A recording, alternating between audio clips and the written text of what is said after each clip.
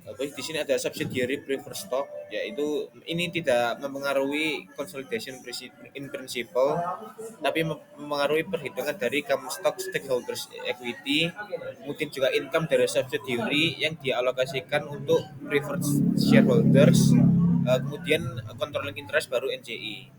Kemudian subsidiary dividend payment juga harus mempertimbangkan preferred pemegang saham preferen sebelum pemegang saham umum. Kemudian siapakah yang memegang saham preferen? Saham preferen yang dipegang oleh orang luar, yaitu mereka adalah NCI. Kemudian saham preferen yang dimiliki oleh parent ini ada dua, yaitu constructive retirement atau cost basis. Kemudian untuk karakteristik dari saham preferen yaitu callable atau redeemable, kemudian juga kumulatif dan non kumulatif, partisipatif dan non partisipatif, kemudian ada hak untuk memilih yang terbatas, dan harus kumulatif dan tidak berpartisipasi. Kemudian book value untuk preferred stock ini call or redemption price dan plus dividend in arrears. Kemudian income yang dialokasikan ke preferred stock yaitu current period dividend irrespective of amount declared jika kumulatif, declared jika non kumulatif, dan berpotensi lebih jika partisipatif. Saham preferen Dividen saham preferen adalah face value dikalikan dengan dividend rate, juga mempertimbangkan arrears dan partisipasi. Kemudian di sini ada contoh pembeli 90% saham Son dengan harga $396.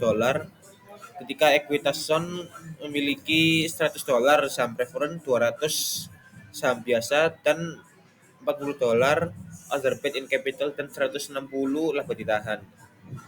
Untuk saham preferen ini kumulatif non partisipatif, memiliki 10% dividen dan callable at 105% at par value.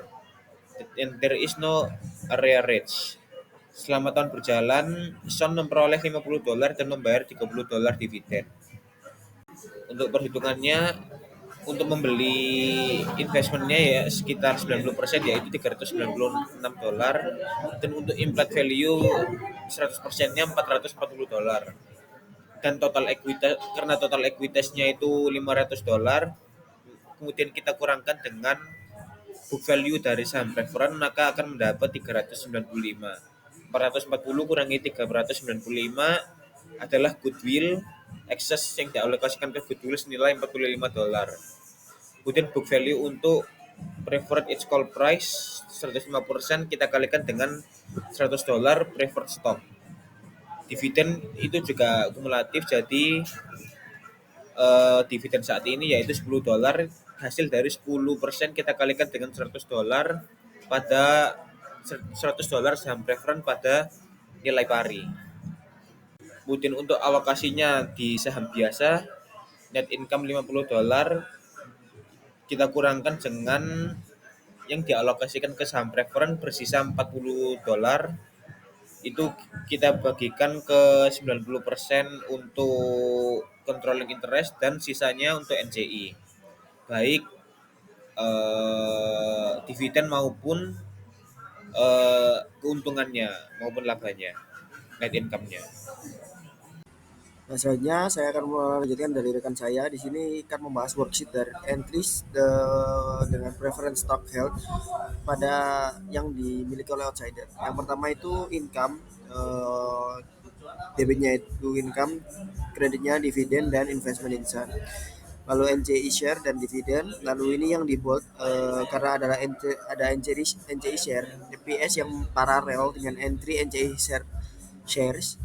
CS preferred stock itu maka dieliminasi. Nah, lalu di sini ada NCI interest share pada dividen, lalu preference stock RE dan non controlling interest, karena tadi sudah di note ya. CS preferred stock itu dieliminasi. Lalu untuk selanjutnya ada common stock, order paid in capital, return earning, dan goodwill. Bisa dilihat untuk nominalnya di tabel berikut. Selanjutnya ini parent menggunakan constructive retirement. Nah, parent ini mengakuisisi subsidiary preference stock. Yang pertama, investment pada subsidiary, PS ini mencatat atas book value. Lalu segala perbedaan antara book value dan cost pada stok di-adjust pada paid in capital. Lalu pada owner transaction ini nggak ada gain dan loss yang direcord. Lalu investment yang di bawah dengan atas book value pada PS itu yang pertama menambah untuk dividen arrears dan mengurangi eh, kalau misalnya akan diterbitkan. Lalu selanjutnya ya ini parent menggunakan cost basis. Nah, parent mengakuisisi subsidiary preference stock. Yang pertama itu menggunakan cost method ya. Lalu investment pada subsidiary PS itu pada cost dan yang ketiga dividen itu di record as income sebagai income. Nah, pada proses konsolidasi, preference stock itu dieliminasi pada nilai book value. Lalu not controlling interest BS ditulis dicatat pada book value of preference stock yang dimiliki pada entitas luar others. Lalu investment itu di remove atas cost dan pada semua perbedaan dalam book value itu di charge dengan kredit untuk other paid in capital. Masuk saja pada contoh soal di sini parents acquire preference stock ya. Jadi POP ini memiliki 90% kepemilikan pada fair value plus implied. Jadi ada goodwill sebesar 45. Nah, pada tanggal 1 Januari 2017, POP ini mengakuisisi 80% dari sound outstanding preference stock senilai 80. Dan sound equity pada tanggal 1 Januari 2017 bisa dilihat sebagai berikut. 10 preference stock dengan nilai par 100, scalable pada 150 pada 1 tahun. Di sini nilainya 100. Common stock 10 pada par nilainya 200. Dan lalu ada paid in capital 40, retained earning 140 dan total ekuitasnya di sini mencapai 480. Nah, untuk kalkulasinya perhitungannya pada tanggal 1 Januari 2017 di sini book value pada preference stock. Ini nilai 105 tadi call price ditambah 10 average dikali 100 total PS dibagi 100 nilai parnya. Jadi sharesnya itu sama dengan 115. Lalu book value pada book value anak pada common stock ini 480 total equity dikurangi book value yang tadi menghasilkan nilai 365. Lalu untuk Sons total value pada dengan goodwill itu tinggal ditambah dari total ekuitasnya tadi ditambahin 45 goodwill yang jadinya 525. Investment instan menjadi karena tadi 90% maka hasilnya itu 369.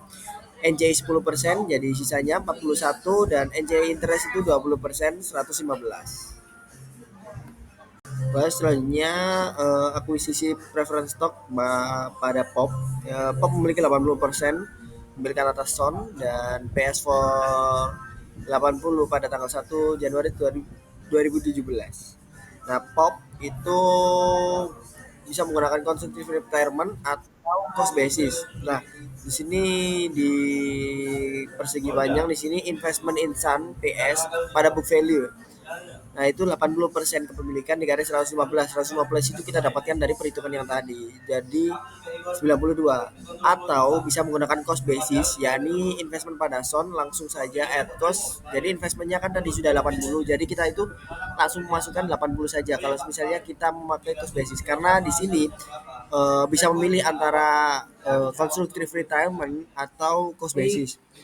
Nah, untuk perbedaannya sendiri itu ada 12 US dollar yang mana dihasilkan dari 92 yang memakai constructive retirement dikurangi 80 yang mana menggunakan cost basis. Nah, pertambahan pada parent di sini itu dicatat pada others paid in capital untuk constructive retirement method. 10.2 earnings per share, di mana ini membahas tentang subsidiary preferred stock, consolidation earnings per share, and konsolidasi income taxation. Lalu ini EPS recruitment, di mana ini menjelaskan tentang apa itu EPS, yaitu ukuran yang menunjukkan seberapa besar laba yang diperoleh perusahaan untuk setiap lembar saham biasa. Lalu apa yang diminta GAP itu yaitu mengharuskan perusahaan untuk melaporkan basic EPS atau laba per saham dasar dan delu laba per saham terdelusi jika ada potensi pengenceran saham. Lalu EPS harus dilaporkan secara konsolidasi untuk yang artinya digabungkan antara perusahaan induk dan anak. Lalu masalah utamanya yaitu kadang anak perusahaan punya instrumen keuangan seperti obligasi konversi atau opsi saham yang bisa berubah menjadi saham biasa di masa depan. Ini disebut potensial terdelusi. Yaitu ada dua kemungkinan terjadi. Yang pertama yaitu konversi ke saham anak perusahaan.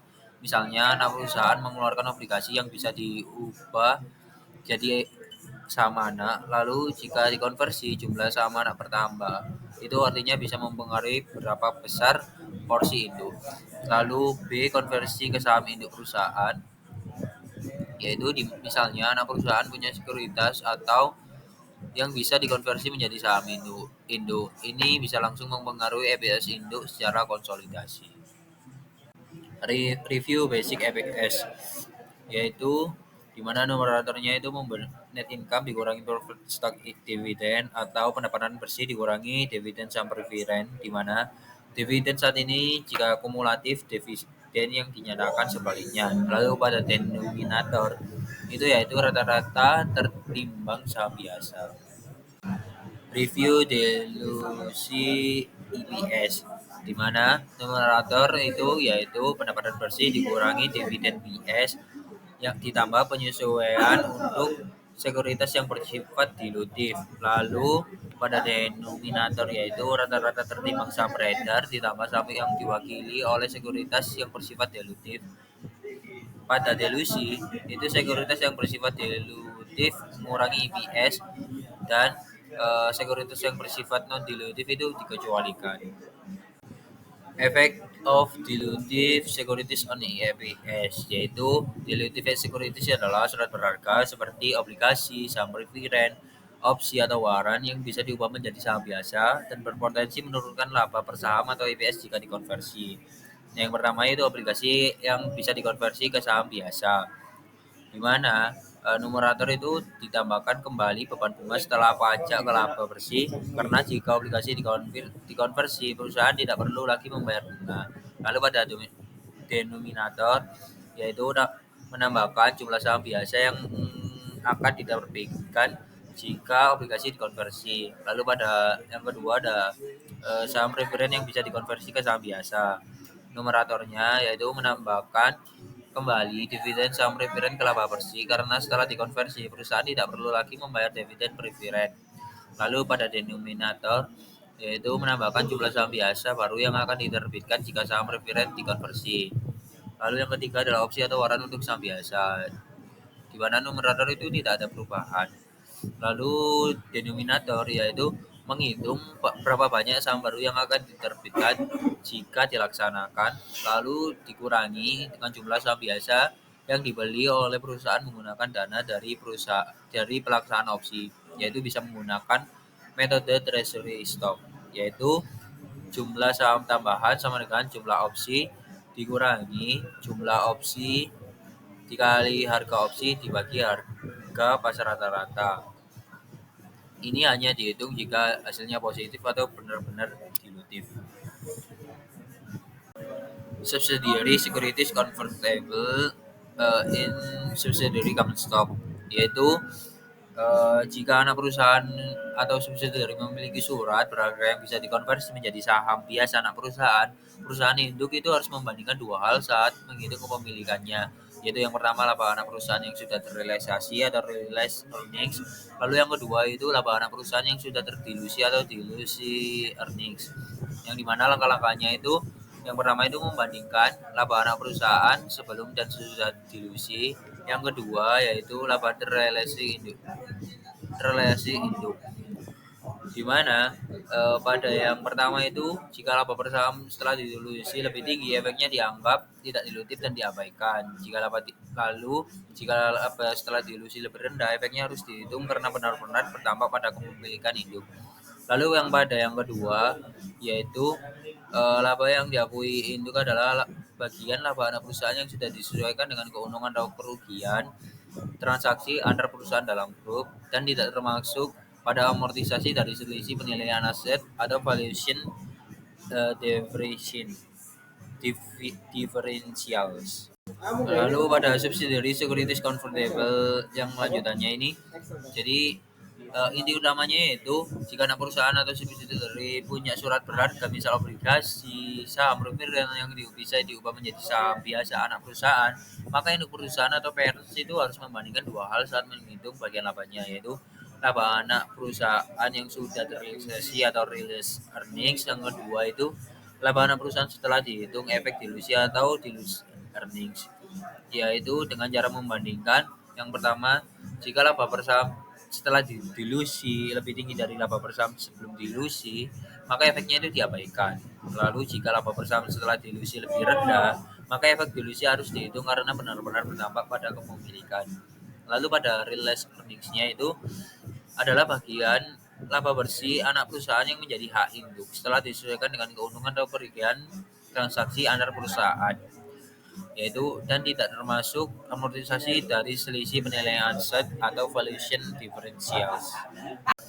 Subsidiary securities convertible into subsidiary common stock, yaitu ini lanjutannya di mana dilus earningsnya itu laba per saham dilusi anak perusahaan dikali saham yang dimiliki oleh induk perusahaan. Lalu pada parents dilusi EPS, yaitu pada numeratornya itu dikurangi dengan selisih, sedangkan denominatornya itu tidak ada efek atau tidak ada induk yang berbagi. Subsidiary PS convertible into subsidiary CS, yaitu di mana Sun memiliki laba sebesar 50 dan 20 lembar saham biasa rata-rata tertimbang. Saham referennya memiliki dividen sebesar 10 dan dapat dikonversi menjadi 12 lembar saham biasa Sun.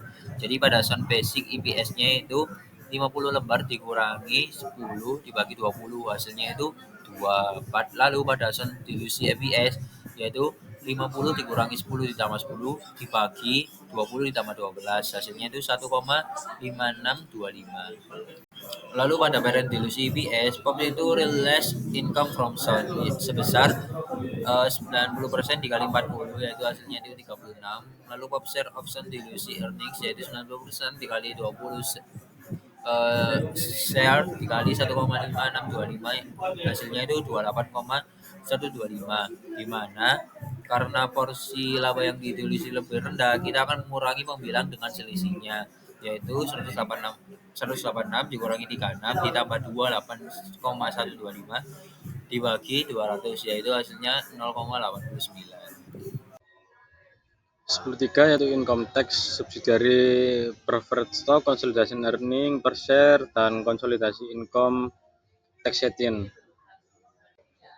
Untuk konsolidasi tax return adalah advantage-nya yaitu offset affiliate losses, yaitu termasuk dari pre-acquisition kerugian yang membawa forward dengan exclude 100% dari intercompany dividend dan defer intercompany profit sampai diakui dalam tanda kurung kerugian juga sebagai deferred.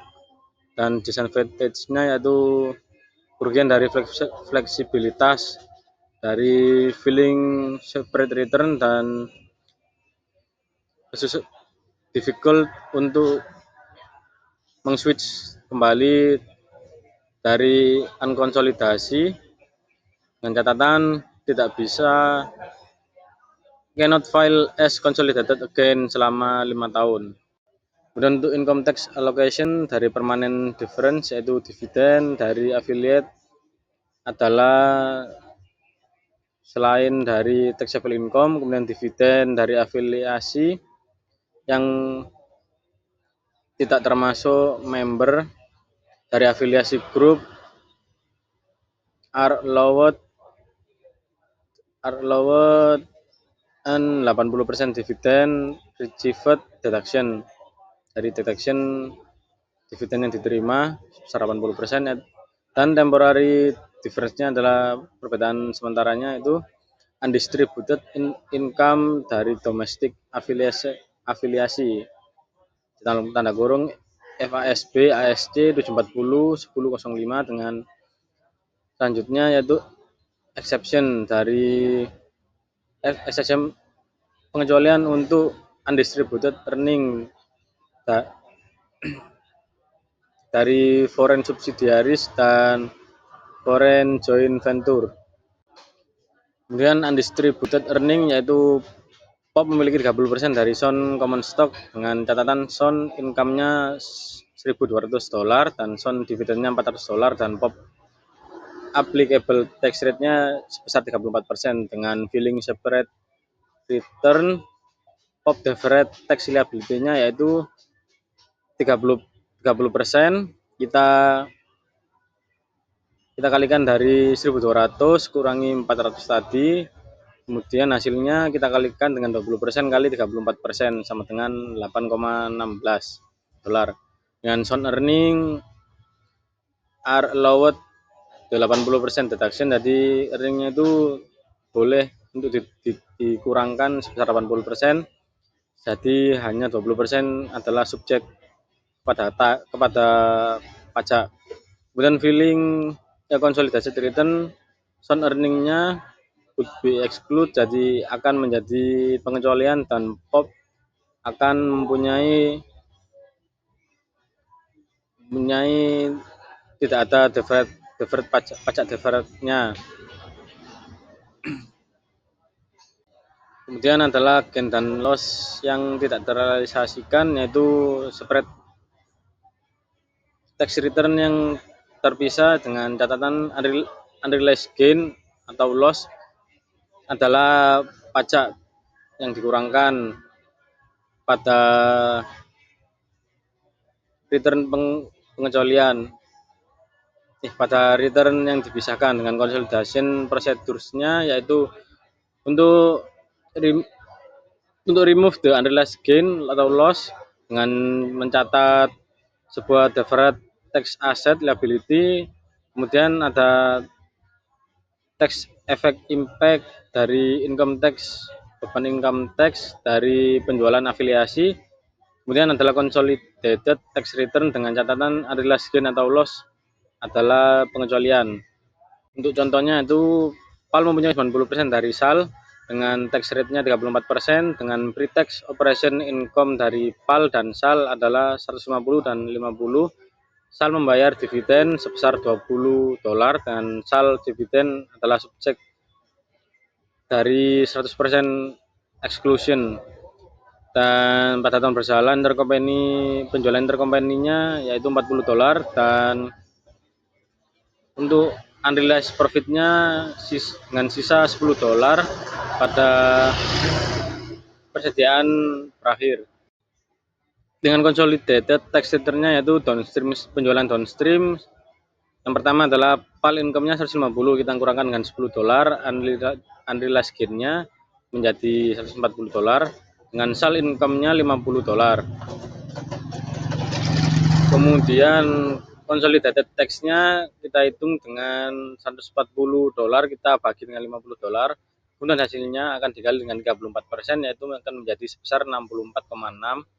Dengan alokasi 140 per 140 bagi 50, hasilnya akan kita kalikan dengan 64,6, dengan hasilnya yaitu 47,6 kepada PAL, dan untuk hitungan kepada SAL yaitu 50 per 140 kita bagikan 50, hasilnya akan kita bagikan dengan 50, kemudian hasilnya dari pembagian dari 50 tadi kita akan kalikan dengan $64,6 sama dengan $17 kepada SAL.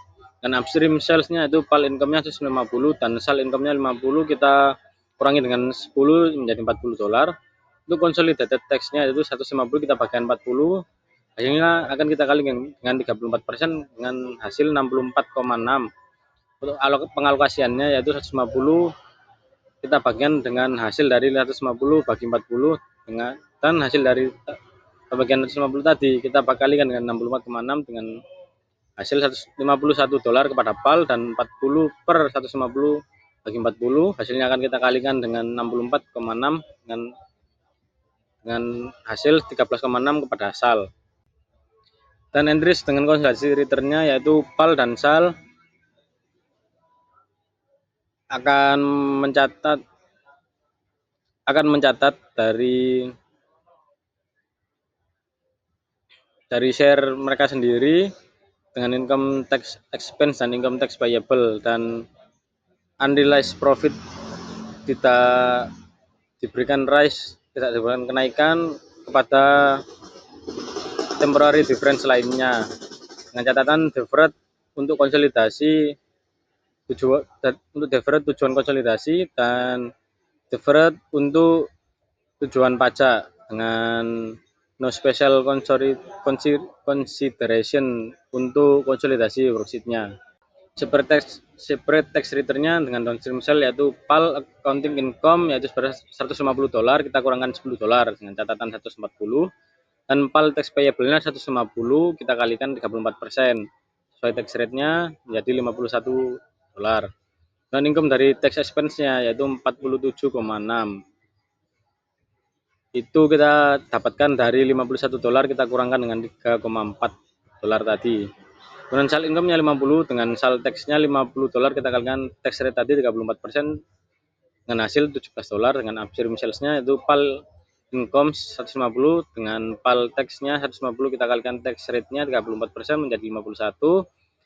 Sal income $50 kita kurangi 10 menjadi 40, dan sal tax payable-nya 50 kita kalikan tax rate 34% menjadi $17, dan sal deferred tax asset-nya $10 tadi kita kalikan 34 menjadi $3,4, dengan sal income tax expense yaitu 13,6 dari $17 kita kurangi dengan 3,4. Kombinasi bisnis yaitu tax free reorganisasinya yaitu dengan catatan merger atau konsolidasi, kemudian exchange dari voting stock untuk korporasi stok lainnya, kemudian exchange dari voting stock untuk korporasi aset lainnya. Kemudian ada purchase acquisition, maybe either bisa jadi seperti berikut yaitu tax free dan taxable. Untuk tax free business kombinasi yaitu tax free business kombinasi memberi kenaikan untuk difference di antara book value dan tax value pada akuisisinya, yaitu dengan catatan dengan aset value base pada gross fair value.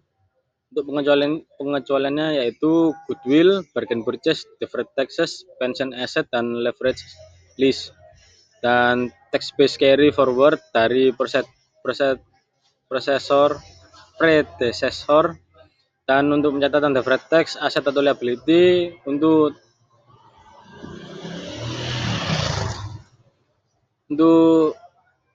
difference sementara.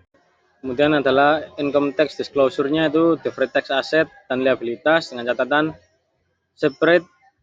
kita separasi menjadi current dan non current. Kemudian adalah base pada aset yang relate atau liabilitas yang dilaporkan. Dan ada income tax expense-nya dengan catatan separate into each component. Jadi kita misalkan menjadi pada komponennya dari beban dan benefit yang relate kepada continuing operation, discontinued operation, extraordinary item, dan income tax komponen dari prior period adjustment.